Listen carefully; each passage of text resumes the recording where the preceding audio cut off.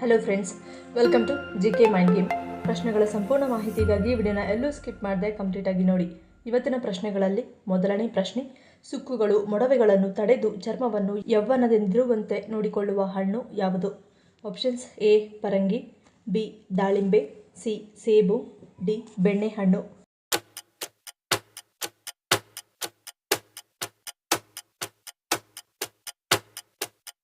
ಸರಿಯಾದ ಉತ್ತರ option B ದಾಳಿಂಬೆ. ದಾಳಿಂಬೆ ಹಣ್ಣಿನಲ್ಲಿರುವ ಉತ್ಕರ್ಷಣ ನಿರೋಧಕಗಳು ಮಧುಮೇಹವನ್ನು ನಿಯಂತ್ರಿಸಲು ಸಹಾಯ ಮಾಡುವುದಲ್ಲದೆ ಕ್ಯಾನ್ಸರ್ ತಡೆಗಟ್ಟಲು ಸಹಾಯ ಮಾಡುತ್ತದೆ. ಇದು ಜೀರ್ಣಕ್ರಿಯೆಗೆ ಒಳ್ಳೆಯದು. ಇದರಲ್ಲಿ ಅಡಗಿರುವ ನಾರು ಹೊಟ್ಟೆ ತುಂಬಿದ ಭಾವನೆಯನ್ನು ಮೂಡಿಸಲು ಸಹಾಯ ಮಾಡುತ್ತದೆ ಮತ್ತು ಅತಿಯಾಗಿ ತಿನ್ನುವುದನ್ನು ತಡೆಯುತ್ತದೆ. ಇದರಿಂದ ತೂಕವನ್ನು ಇಳಿಸಿಕೊಳ್ಳಬಹುದು. ಈ ಹಣ್ಣಿನಲ್ಲಿರುವ ಉತ್ಕರ್ಷಣ ನಿರೋಧಕಗಳು ಚರ್ಮಕ್ಕೆ ಒಳ್ಳೆಯದು. ಇವು ಸುಕ್ಕುಗಳು ಮತ್ತು ಮೊಡವೆಗಳನ್ನು ತಡೆಯುತ್ತವೆ ಮತ್ತು ಚರ್ಮವನ್ನು ಯೌವನದಿಂದ ಇಡುತ್ತವೆ. ಎರಡನೇ ಪ್ರಶ್ನೆ, ಹೆಬ್ಬೆರಳು ಸೇರಿದಂತೆ ಮೊದಲ 3 ಬೆರಳು ಒಂದೇ ಉದ್ದವಿದ್ದರೆ ಏನೆಂದು ಕರೆಯುತ್ತಾರೆ? ಆಪ್ಷನ್ಸ್: ಎ ಗ್ರೀಕ್ ಕಾಲ್ಬೆರಳು, ಬಿ ರೋಮನ್ ಕಾಲ್ಬೆರಳು, ಸಿ ಚೌಕಾಕಾರದ ಪಾದ, ಡಿ ಈಜಿಪ್ಟಿಯನ್ ಕಾಲ್ಬೆರಳು.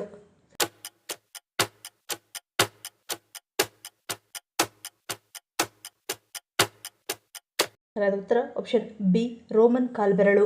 ಹೆಬ್ಬೆರಳು ಸೇರಿದಂತೆ ಮೊದಲ 3 ಬೆರಳು ಒಂದೇ ಉದ್ದವಿದ್ದು ಇನ್ನು ಉಳಿದ 2 ಬೆರಳು ಗಿಡ್ಡವಿದ್ದರೆ ಅದು ರೋಮನ್ ಕಾಲ್ಬೆರಳು ಎಂದು ಕರೆಯುತ್ತಾರೆ. ಕಾಲ್ಬೆರಳುಗಳು ಈ ರೀತಿ ಆಕಾರವಿದ್ದರೆ ಶ್ರಮಜೀವಿಗಳು. ಜೀವನದಲ್ಲಿ ಪ್ರತಿ ಹಂತದಲ್ಲಿಯೂ ಕಷ್ಟಪಟ್ಟು ದುಡಿದು ಯಶಸ್ಸು ಕಾಣುತ್ತಾರೆ. ಆದರೆ ತಾನು ಅಂದುಕೊಂಡಂತೆ ಬದುಕಬೇಕೆನ್ನುವ ಛಲ ಇವರಲ್ಲಿ ಇರುತ್ತದೆ. ಇತರರಿಗಿಂತ ತಮ್ಮ ಮೇಲೆ ಹೆಚ್ಚಿನ ನಂಬಿಕೆ ಹೊಂದಿದ್ದು ಎದುರಾಗುವ ಕಷ್ಟಗಳನ್ನು ಒಬ್ಬಂಟಿಯಾಗಿಯೇ ಎದುರಿಸುತ್ತಾರೆ.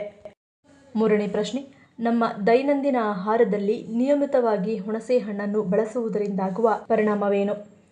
ಆಪ್ಷನ್ಸ್: ಎ ರುಚಿ ಹೆಚ್ಚಳ, ಬಿ ಹೊಟ್ಟೆ ಸ್ವಚ್ಛ, ಸಿ ಪಿತ್ತ ನಿಯಂತ್ರಣ, ಡಿ ಮೇಲಿನ ಎಲ್ಲವೂ.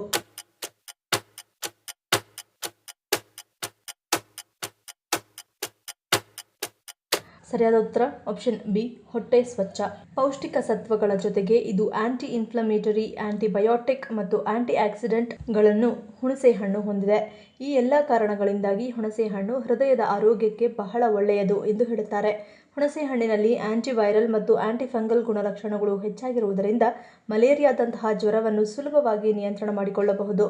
ಹುಣಸೆ ಹಣ್ಣು ತಿನ್ನುವುದರಿಂದ ನಾಲಿಗೆ ಸ್ವಚ್ಛವಾಗುತ್ತದೆ ಮತ್ತು ಹೊಟ್ಟೆಯಲ್ಲಿ ಕೂಡ ಸ್ವಚ್ಛತೆ ನಿರ್ವಹಣೆಯಾಗುತ್ತದೆ. ನಾಲ್ಕನೇ ಪ್ರಶ್ನೆ, ಸೌತೆಕಾಯಿಯನ್ನು ರಾತ್ರಿಯ ಸಮಯದಲ್ಲಿ ತಿನ್ನುವುದರಿಂದ ಏನಾಗುತ್ತದೆ? ಆಪ್ಷನ್ಸ್: ಎ ಒತ್ತಡ, ಬಿ ಕಫದೋಷ, ಸಿ ಜೀರ್ಣಶಕ್ತಿ ಹೆಚ್ಚಳ, ಡಿ ತೂಕ ಇಳಿಕೆ.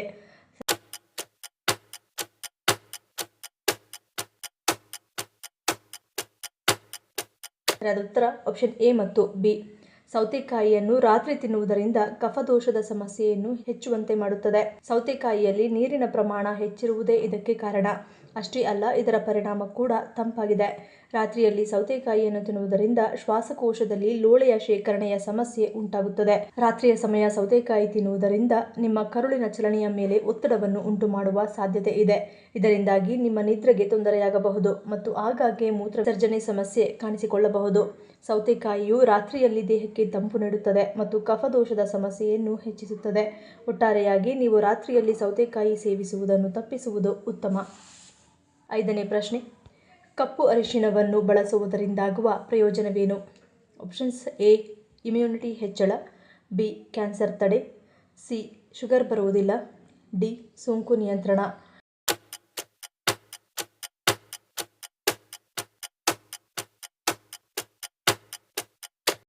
ಸರಿಯಾದ ಉತ್ತರ ಆಪ್ಷನ್ ಎ ಮತ್ತು ಬಿ. ಕಪ್ಪು ಅರಿಶಿಣ ಒಂದು ಅಪರೂಪದ ಔಷಧೀಯ ಸಸ್ಯವಾಗಿದೆ.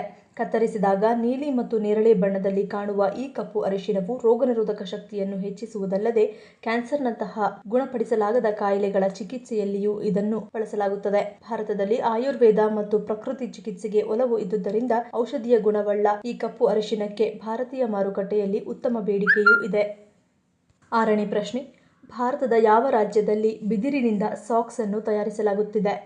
Options: A Kerala, B Goa, C Assam, D Mizoram.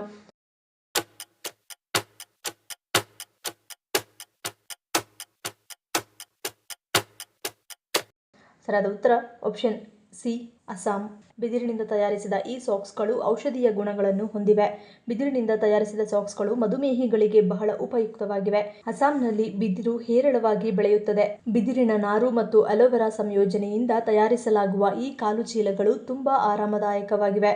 ಈ ಕಾಲುಚೀಲಗಳು ಬಿಸಿಲಿನಲ್ಲಿ ತಂಪಾದ ಅನುಭವವನ್ನು ಮತ್ತು ಶೀತದಲ್ಲಿ ಬಿಸಿ ಅನುಭವವನ್ನು ನೀಡುತ್ತವೆ. ಅಲ್ಲದೆ ಈ ಕಾಲುಚೀಲಗಳನ್ನು 7 ರಿಂದ 10 ದಿನಗಳವರೆಗೆ ಬಳಸಿದರೂ ಯಾವುದೇ ಸಮಸ್ಯೆಯಾಗುವುದಿಲ್ಲ. ಸಾಮಾನ್ಯವಾಗಿ ಸಾಕ್ಸ್ ಅನ್ನು ಹಲವಾರು ದಿನಗಳವರೆಗೆ ಬಳಸಿದಾಗ ವಾಸನೆ ಬರುತ್ತದೆ. ಆದರೆ ಈ ಸಾಕ್ಸ್ನಿಂದ ಅಂಥ ಕೆಟ್ಟ ವಾಸನೆ ಬರುವುದಿಲ್ಲ. ಬಿದಿರಿನಿಂದ ತಯಾರಿಸಿದ ಈ ಸಾಕ್ಸ್ ವಾಸನೆ ನಿರೋಧಕ ಸಾಕ್ಸ್ ಆಗಿದೆ. 7ನೇ ಪ್ರಶ್ನೆ. ಮಿನಿ ಸಿಂಗಾಪುರ ಎಂದು ಕರೆಯಲಾಗುತ್ತಿದ್ದ ಧನುಷ್ಕೋಟಿಯ ವಿನಾಶಕ್ಕೆ ಕಾರಣವಾದದ್ದು ಯಾವುದು? Options: A. ಭೂಕಂಪನ, ಬಿ. ರಾಜಕೀಯ ಅಥವಾ ಸರ್ಕಾರ, ಸಿ. ರಕ್ಕಸ ಅಲೆಗಳು, ಡಿ. ನೆರೆಯ ದೇಶ.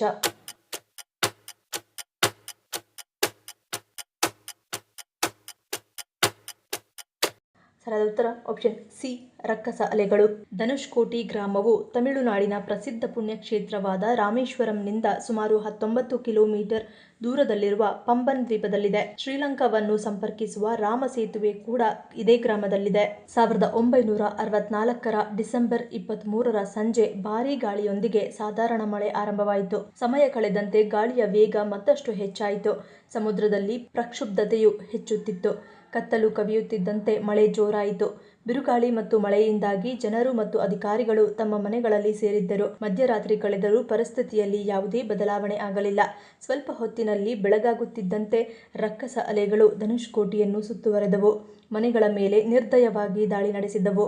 ಪರಿಣಾಮ ಎಲ್ಲ ಮನೆಗಳು ಮತ್ತು ಕಚೇರಿಗಳು ಸಮುದ್ರದಲ್ಲಿ ಕೊಚ್ಚಿಹೋದವು. ಧನುಷ್ಕೋಟಿ ಪ್ರದೇಶದ ಸುಮಾರು 2 ಕಿಲೋಮೀಟರ್ ಭಾಗವು ಸಮುದ್ರದಲ್ಲಿ ಮುಳುಗಿ ಹೋಯಿತು. 8ನೇ ಪ್ರಶ್ನೆ. ಫಿಲ್ಟರ್ ನೀರನ್ನು ಕುಡಿಯುವುದರಿಂದ ಯಾವ ಕಾಯಿಲೆ ಬರಬಹುದು ಎಂದು ಹೇಳಲಾಗುತ್ತದೆ? Options: A. ಹೃದಯಾಘಾತ, B. Sugar, C. BP, D. Cancer.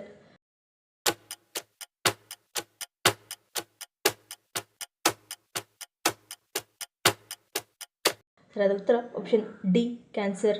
ನೀರಿನ ಶುದ್ಧೀಕರಣದಲ್ಲಿ ಕ್ಲೋರಿನ್ ಅನ್ನು ವ್ಯಾಪಕವಾಗಿ ಬಳಸಲಾಗುತ್ತದೆ, ಏಕೆಂದರೆ ಅದು ಬ್ಯಾಕ್ಟೀರಿಯಾ ಮತ್ತು ವೈರಸ್ಗಳನ್ನು ನಿವಾರಿಸುತ್ತದೆ. ಕಾಲರಾ ಮತ್ತು ಟೈಫಾಯ್ಡ್ನಂತಹ ನೀರಿನಿಂದ ಹರಡುವ ರೋಗಗಳ ಹರಡುವಿಕೆಯನ್ನು ಕಡಿಮೆ ಮಾಡುತ್ತದೆ. ಸೋಂಕು ಕಳೆತದ ಕೈಗೆಟುಕುವ ಮತ್ತು ಪರಿಣಾಮಕಾರಿ ವಿಧಾನವಾಗಿದೆ.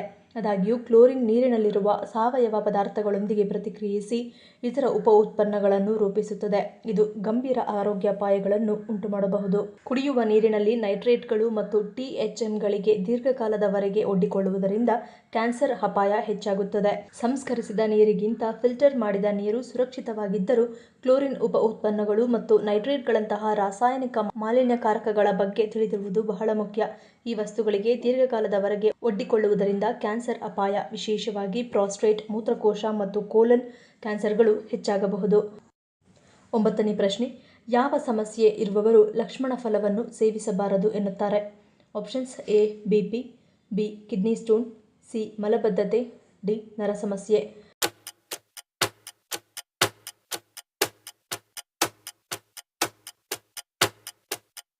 ಸರಿಯಾದ ಉತ್ತರ ಆಪ್ಷನ್ ಡಿ.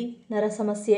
ಲಕ್ಷ್ಮಣ ಫಲವು ಎಷ್ಟು ಆರೋಗ್ಯಕರ ಪ್ರಯೋಜನಗಳನ್ನು ನೀಡುತ್ತದೆಯೋ ಅದರಲ್ಲಿ ಕೆಲವು ಅಡ್ಡ ಪರಿಣಾಮಗಳನ್ನು ಸಹ ಹೊಂದಿದೆ. ಹೆಚ್ಚಿನ ಮಟ್ಟದ ಆಸ್ಟಿಯೋಜೆನಿನ್ಗಳು ನರಗಳಿಗೆ ವಿಷಕಾರಿಯಾಗಬಹುದು ಮತ್ತು ಪಾರ್ಕಿನ್ಸನ್ನಂತಹ ಕಾಯಿಲೆಗಳ ಅಪಾಯವನ್ನು ಹೆಚ್ಚಿಸಬಹುದು. ಲಕ್ಷ್ಮಣ ಫಲವನ್ನು ತಾಜಾ ಇದ್ದಾಗಲೇ ಸೇವಿಸಬೇಕು. ಸ್ಮೂತಿಗಳಿಗೆ ಸೇರಿಸಿ ಅಥವಾ ಜ್ಯೂಸ್ ಮಾಡಿ ಕುಡಿಯಬೇಕು.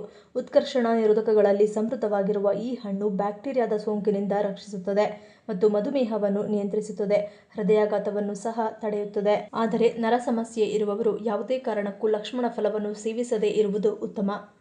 10ನೇ ಪ್ರಶ್ನೆ. ಭಾರತದ ಯಾವ ನದಿಯು ಮಧ್ಯದ ಎತ್ತರದ ಪ್ರದೇಶ ಮತ್ತು ಡೆಕ್ಕನ್ ಪ್ರಸ್ಥಭೂಮಿಯನ್ನು ಬೇರ್ಪಡಿಸುತ್ತದೆ? Options: A. Yamuna, B. Sutlej, C. Narmada, D. Brahmaputra.